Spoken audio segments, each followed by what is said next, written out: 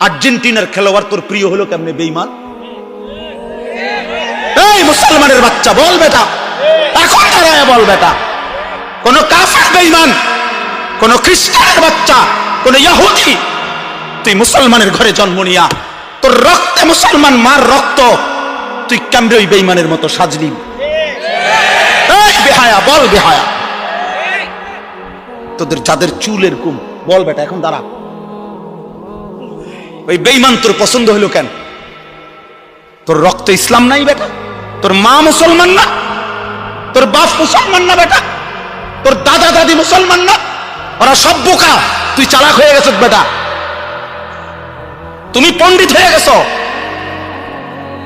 কোন বেঈমানের অংশগ্রহণ করলাম? কেন সাজলা বেঈমানের মতো? তোমার নবী নাই, তোমার রাসূল নাই, তোমার আল্লাহ নাই,